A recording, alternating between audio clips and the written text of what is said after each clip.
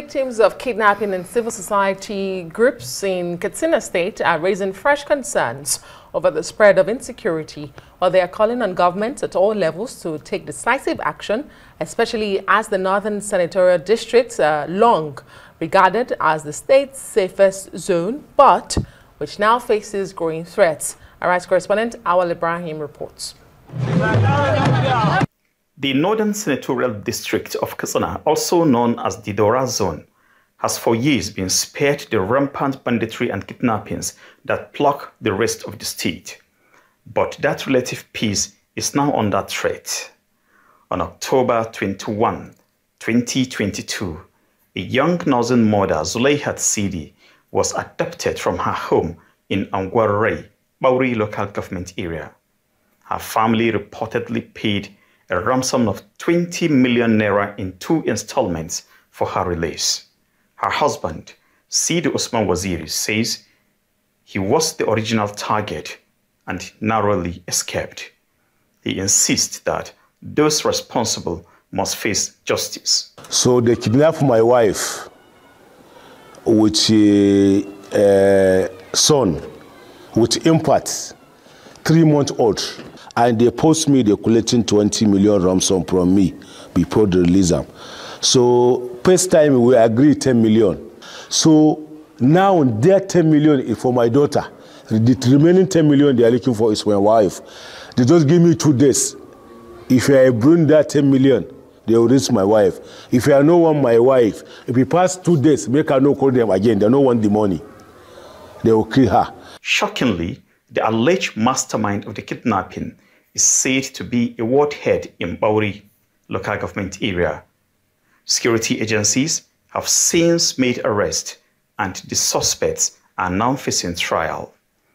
The Nigeria Police Zone 14 says the case has been thoroughly investigated and they are closely monitoring the legal process. Yeah, the complaint was received and we further conducted an investigation which led to the arrest of 2 suspects, additional suspects. One Alhaji Ilya Mantau of Aure and 1 other suspect were arrested. And after we concluded our investigation, the matter was arraigned in court while we duplicated the case diary and sent it to the Department of Public Prosecution for further legal advice. Officials from the Katsina State Ministry of Justice confirmed that they are carefully reviewing the investigation, pledging to uphold justice without favor. Initially, there was an advice that he has no case to answer and the case against him should be terminated.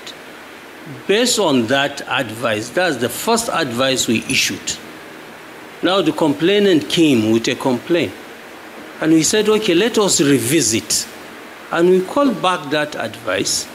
We asked the police, they came here. We said, if you have other evidence to warrant revisiting that advice, let's have it. Civil society organizations have expressed alarm, warning that if decisive action is not taken now, the insecurity affecting central and southern Katsina would soon engulf the north.